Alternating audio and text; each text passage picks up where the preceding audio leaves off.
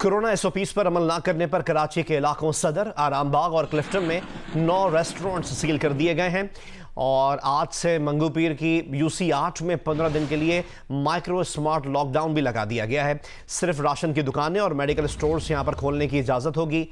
इस इलाके में वाक़े 2 बिल्डिंग्स में कोरोना के केसेस सामने आए थे, जिसके बाद ये एक्शन लिया गया। कराची में कोरोना केसेस में इजाफे पर महकमा सेहत हरकत में आ गया।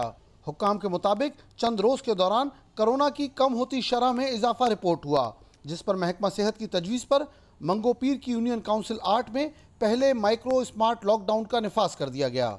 डिप्टी कमिश्नर कराची वेस्ट के हुक्मनामे के मुताबिक मंगो पीर में समामा विलाज और साइमा सिटी से कोरोना केसेस रिपोर्ट होने पर लॉकडाउन का फैसला किया गया और वहां 1 अक्टूबर से 15 अक्टूबर की शाम 7 बजे तक माइक्रो स्मार्ट लॉकडाउन नाफिज रहेगा। गैर मुतालिका अफराद इलाके में नहीं आ सकेंगे। हर किस्म की ट्रांसपोर्ट पर पाबंदी होगी। मेडिकल स्टोर्स और राशन की दुकान के अलावा तमाम कारोबार बंद होंगे। होम डिलीवरीज पर भी पाबंदी होगी। दूसरी जानिब कराची के जिला जनूबी में डिप्टी कमिश्नर ने एसओपीज पर अमल न करने वाली 9 रेस्टोरेंट्स को सील कर दिया। क्लिफ्टन, बोर्ड बेसन, आरामबाग और सदर में सील किए गए रेस्टोरेंट्स में अमले समेत खाना खाने वाले अफराद ने न तो मास्क लगा रखे थे और न ही समाजी फासले का ख्याल रखा गया था। डिप्टी कमिश्नर वस्ती ने भी कोरोना एसओपीज की खिलाफवर्जी पर 9 रेस्टोरेंट सील कर दिए। साथी रिपोर्टर सुलेमान सादत और उमैमा मलिक के साथ कामरान रजी, जियो न्यूज़, कराची।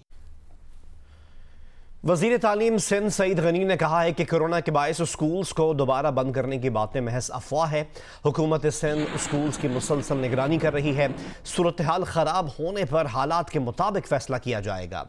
नवाब शाह में चैम्बर ऑफ कॉमर्स की तकरीब हलफ बर्दारी पर सईद गनी ने कहा कि कोरोना वायरस बढ़ने पर लॉकडाउन का ऑप्शन मौजूद है। उन्होंने मजीद कहा कि तहरीक इंसाफ की हुकूमत में मुल्क की मईशत तरक्की नहीं कर सकती। गैस का बहरान बढ़ता जा रहा है। इंडस्ट्रीज बुरी तरह मुतासर हैं। महंगाई उरूज पर है।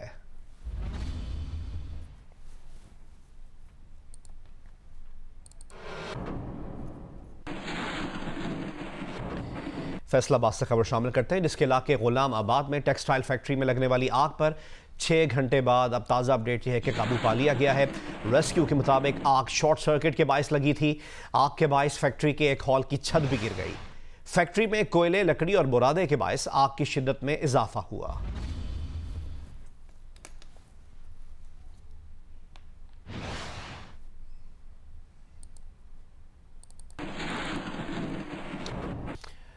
वजारत खजाना ने पेट्रोलियम मसनूआत की नई कीमतों का एलामिया जारी कर दिया। आज से डीजल की कीमत में 2 रुपये 40 पैसे कमी कर दी गई है। डीजल की नई कीमत अब 104 रुपये 6 पैसे फी लीटर हो गई है। एलामिया के मुताबिक पेट्रोल, मट्टी के तेल और लाइट डीजल ऑयल की कीमतें बरकरार रहेंगी। पेट्रोल की फी लीटर कीमत 103 रुपये 97 पैसे बरकरार रहेगी। मट्टी के तेल की कीमत 65 रुपये 29 पैसे और लाइट डीजल ऑयल की कीमत 62 रुपये 86 पैसे फी लीटर ही रहेगी।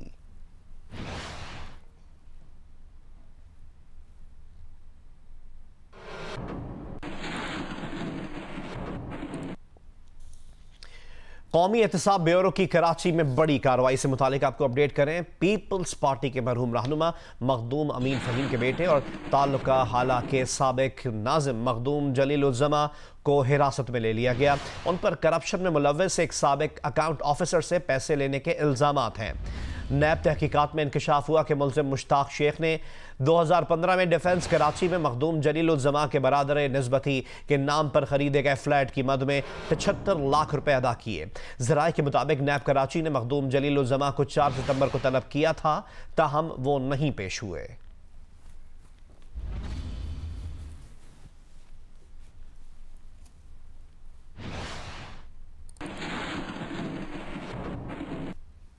और अब आपको बताएं कि chief justice of Pakistan justice Gulzar Ahmed ने कहा है कि अदलिया के मामलात में कोई मुदाखलत नहीं हो रही। अदलिया आज़ादी से काम कर रही है और करती रहेगी।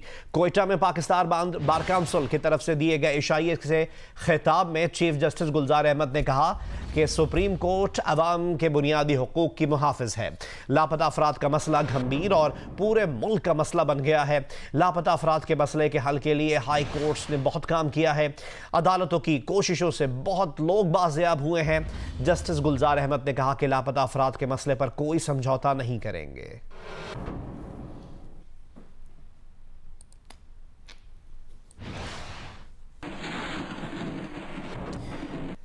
साबिक वज़ीर आज़म नवाज शरीफ ने कहा है कि पाकिस्तान में जिसकी लाठी उसकी भैंस वाला मामला है।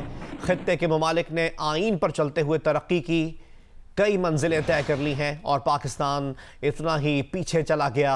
लंदन में मीडिया से गुफ्तगू करते हुए उन्होंने कहा कि नैब का कानून इतना अच्छा है तो सबको नैब के नीचे आना चाहिए। क्या सियासतदान, मीडिया, सिविल सोसाइटी और आम आदमी ही कुर्बान होने के लिए रह गए हैं? हमने ये मिशन उठाया है, लगता है कौम हमें पूरी तरह सपोर्ट कर रही है।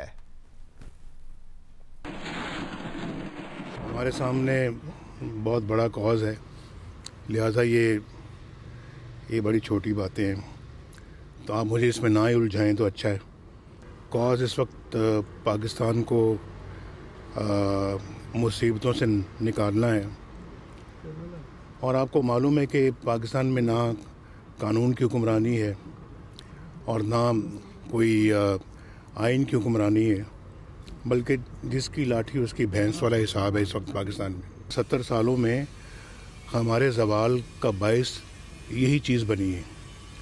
आप ख़ित्ते में देखें, साउथ एशिया में सब मुल्क एक आइन के ऊपर चल रहे हैं और आइन से कभी उन्होंने डिविएट नहीं किया। आइन के रास्ते पर चलते उन्होंने आज तरक्की की बहुत मंजिलें तय कर ली हैं और हम उतना ही पीछे चले गए हैं। मेरा ख्याल है कि मौजूदा सूरत हाल में अगर हम लोग, हमारे जैसे लोग कुछ जदोजहद करके मुल्क को इस दलदल से ना निकालें तो मैं ये समझता हूँ कि ये फिर एक ऐसा कर्ज है जो कि हमें आने वाली नस्लों पे नहीं छोड़ना चाहिए। और ये बात करना कि लॉ सब पे एक जैसा अप्लाई करे, बुरी बात है। अगर नैब इतना अच्छा लॉ है तो फिर सबको नैब के नीचे आना चाहिए, सब पे अप्लाई करें नैब।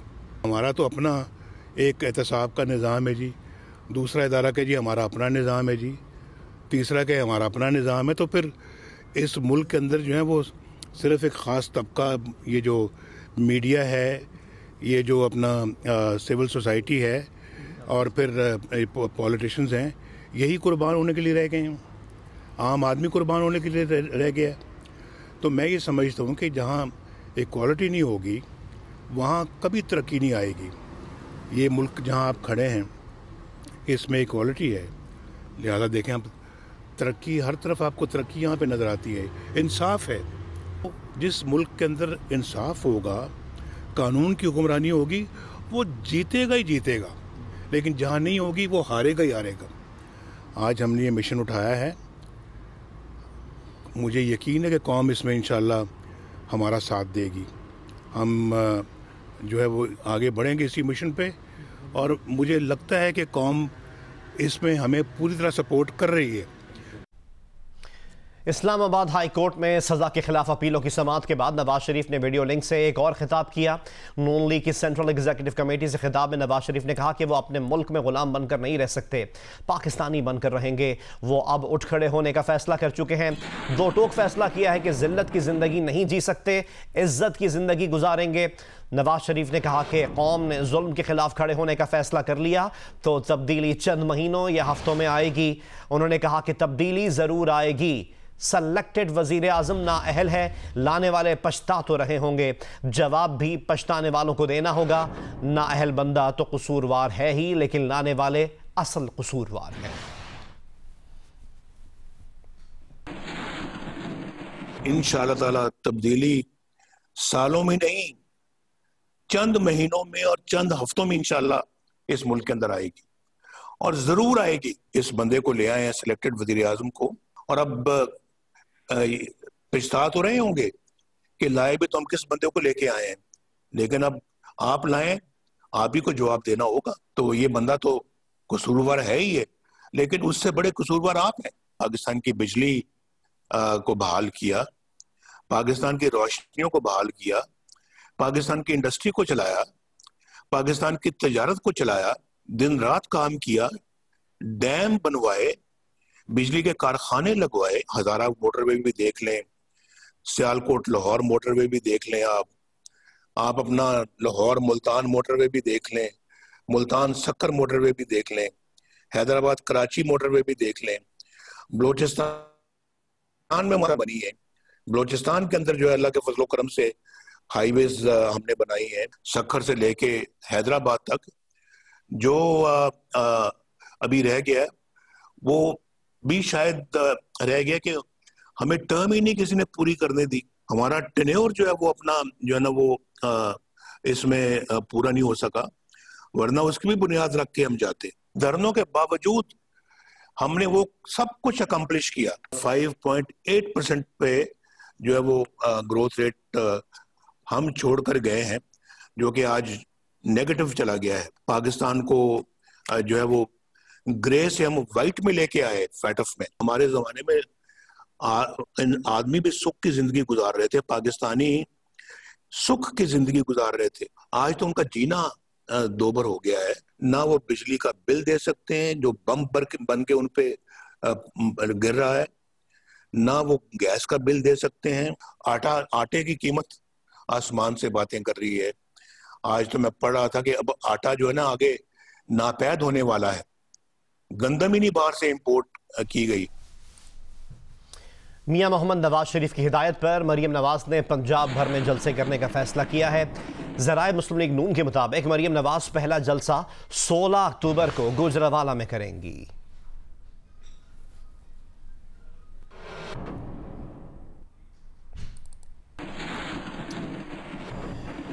वफाकी वजीर इत्तलात शिबली फराज का कहना है कि सीनियर रहनुमाओं पर मुश्तमिल एक हुकूमती टीम बनाई है जो अपोजिशन से बातचीत करेगी, लेकिन ऐसा नहीं होगा कि अपोजिशन उसकी आड़ में अपनी एक सियासी मूवमेंट शुरू कर दे जिसका फायदा वो लोग उठाएं जिन्होंने मुल्क को लूटा है।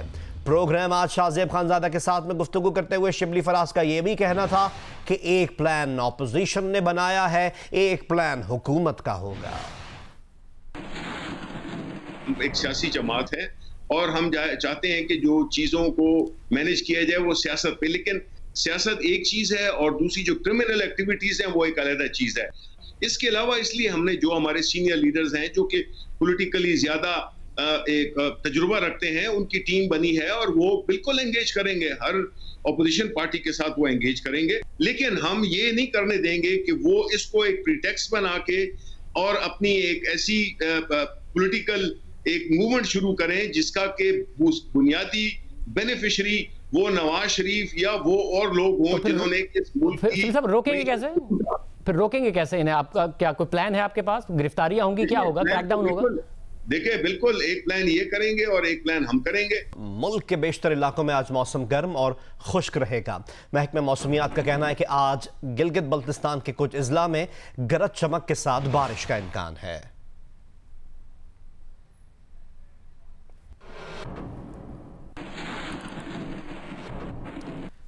कोयटा के नवाह समेत बलूचिस्तान के मुख्तलिफ इलाकों में सेब की इस बार रिकॉर्ड फसल हुई है। यही वजह है कि सेब सड़क किनारे ठेलों पर बहुत कम कीमत पर फरोख्त होते नजर आ रहे हैं। सेब की रिकॉर्ड फसल होने के बावजूद ज़मींदारों को मसाइल का सामना भी है। इस हवाले से बता रहे हैं कोयटा से जियो न्यूज़ के नुमाइंदे शहाब उमर। आज कोयटा के नवाई इलाके उड़क समेत किला सिफला, किला अब्दुल्ला, ज़ियारत और पिशीन समेत मुख्तलिफ इलाकों में सेब के बागात हैं जहाँ पे आला मयार की सेब की अच्छी पैदावार होती है। इस बार सूबे के मुख्तलिफ इलाकों में सेब की अच्छी पैदावार हुई है। इसी हवाले से मकामी ज़मींदारों को यही बताना है। उनका ये कहना है कि ताहम इस बार जो है मुल्क की जो मंडियाँ हैं वहाँ पर पहुँचाने के लिए अखराजात ज़्यादा हैं, जिसकी वजह से सेब की कीमतों में कमी आई है। उनका ये कहना है कि ज़रूरी अखराजात समेत मेहनत, मजदूरी, पानी, बिजली, दीगर जो अखराजात मिलाएंगे तो इस हवाले से उन्हें खर्चा ज़्यादा आया, ताहम जो है आमदन कम है।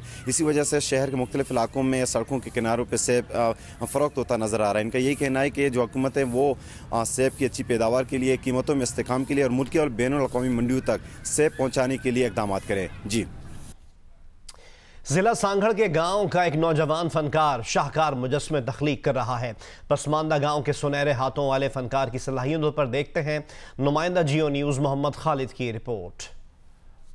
गांव आचर हिंगोरो का 22 साला भीमराज कोहली मिट्टी से शाहकार मुजस्मे तख्लीक कर रहा है। ड्राइंग टीचर वालिद को देखकर तस्वीरें बनाते बनाते इस फनकार की बेमिसाल खुदादाद सलाहियतें कम उम्री में ही सामने आ रही हैं। मैंने भी ड्राइंग किया और ड्राइंग करते करते मैं मुजस्मा बनाने लगा और मुजस्मा काफ़ी मुजस्मे बनाए। आज तक तकरीबन 150 करीब मैं मुजस्मे बना चुका हूँ। भीमराज कोहली मुजस्मे बनाने के लिए मिट्टी के अलावा सीमेंट और प्लास्टर ऑफ पेरिस का भी इस्तेमाल करता है। इसकी ख्वाहिश है अजीम कौमी रहनुमाओं के मुजस्मे बनाकर अवामी मुकामात पर नस्ब करे। कायद आज़म मोहम्मद अली जना, लियाकत अली खान और अल्लामा इकबाल की और फातिमा जना की तस्वीरें बना के मैं बड़े बड़े शहरों में, बड़े बड़े चौरंगे में रखूँ। गुर्बत और महदूद वसाइल में जकड़े नौजवान मुजस्मा साज का कहना है थोड़ी सी भी हुकूमती सरपरस्ती मिल जाए तो इसकी तख्लीकी सलाहियतों में मजीद निखार आ सकता है और वो बैनुल-अक़वामी सतह पर भी मुल्क का नाम रोशन कर सकता है। मोहम्मद खालिद, जियो न्यूज़, गाँव आचर हिंगोरो, जिला सांगड़। दीगर खबरें शामिल करें और आपको बताएं कि इनकम टैक्स रिटर्न जमा कराने की तारीख में 8 दिसंबर तक तौसी कर दी गई है। फेडरल बोर्ड ऑफ रेवेन्यू ने इनकम टैक्स रिटर्न जमा कराने की तारीख में तौसी का नोटिफिकेशन जारी कर दिया है। इससे कबल टैक्स रिटर्न जमा करवाने की आखिरी तारीख 30 सितंबर थी।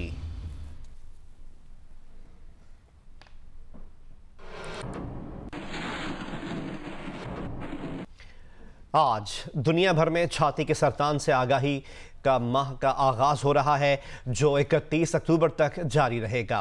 खवातीन में छाती के सरतान एक आम बीमारी बनता जा रहा है जो जानलेवा हो सकती है। इस मरज से आगाही खवातीन के लिए बेहद ज़रूरी है। मुल्तान से रिपोर्ट करेंगी नुमाइंदा जियो न्यूज़ मैमूना सईद। पाकिस्तान में हर साल 9 खवातीन में से एक खातून छाती के कैंसर में मुब्तला हो रही है। इसी तनासुब से ब्रेस्ट कैंसर में पाकिस्तान दुनिया के 8वें नंबर पर है। मुल्तान के निश्तर अस्पताल में जेरे इलाज रहीम जार खान की 52 साला जाहिदा भी इसी मर्ज से लड़ रही है। जाहिदा को कैंसर की तशखीस मर्ज में मुब्तला होने के 2 साल बाद उस वक्त हुई जब कैंसर आखिरी स्टेज पर था। डॉक्टरों ने कहा कि 2 साल पहले था, हमें तो मालूम नहीं था ना, साल पहले पता चला हमको। फिर ऑपरेशन के बाद परेशान थे, क्या करें, पैसे भी नहीं थे, घर में बैठ गए। तिब्बी माहिरीन के मुताबिक हर खातून महीने में एक बार अपना तिब्बी मुआयना खुद करे। अगर उन्हें छाती में गिल्टी महसूस हो, दर्द हो, जिल्द की रंगत तब्दील हो या छाती कहीं से ऊपर और कहीं से नीचे महसूस हो तो फौरन डॉक्टर से रजू करें। छाती के सरतान का खतरनाक पहलू ये है कि इसकी तशखीस उस वक्त होती है जब सरतान जिस्म में अपनी जगह बना चुका होता है। ब्रेस्ट कैंसर शुरू होने से तकरीबन 7 से 8 साल बाद जाहिर होता है। 30 से 35 साल की उम्र के बाद हर खातून को सालाना अपना मेमोग्राफी करवानी चाहिए। मेमोग्राफी कोई ऐसी तकलीफदेह प्रोसीजर नहीं है, ये छाती का यानी ब्रेस्ट का एक एक्सरे होता है जिससे कि छाती की अंदरूनी साख्त का हमें पता चलता है। तिब्बी माहिरीन का कहना है कि छाती का सरतान अगर बर वक्त तशखीस हो जाए तो ये काबिले इलाज मर्ज है, लेकिन ये उसी वक्त मुमकिन है जब खवातीन हर साल ब्रेस्ट मेमोग्राफी करवाएं। मेमोग्राफी रिपोर्ट के नताइज में छोटी सी गिल्टी और रसोली जाहिर होने की सूरत में फौरी इलाज ही सरतान को छाती में फैलने से रोक सकता है। कैमरामैन अजूब कुरैशी के साथ मैमूना सईद, जियो न्यूज़, मुल्तान। और अब आपको बताएं कि 27वीं नेशनल शूटिंग चैंपियनशिप के छठे रोज नेवी की बढ़तरी रही।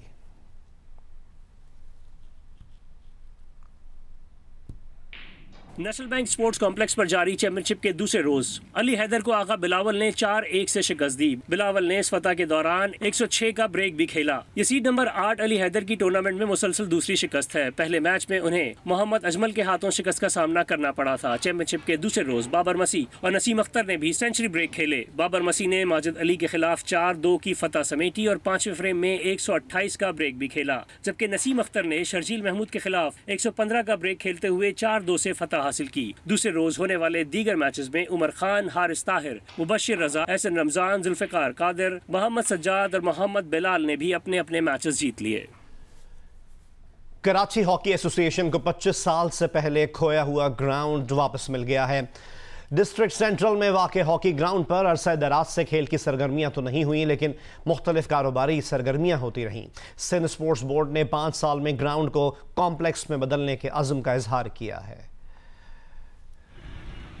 कराची के हॉकी शायकीन के लिए खुशखबरी, कराची हॉकी एसोसिएशन को 25 साल बाद अपना ग्राउंड वापस मिल गया। सिंध नैब ने दरख्वास्त पर एक्शन लेते हुए ग्राउंड खाली करवा के KHA के हवाले कर दिया।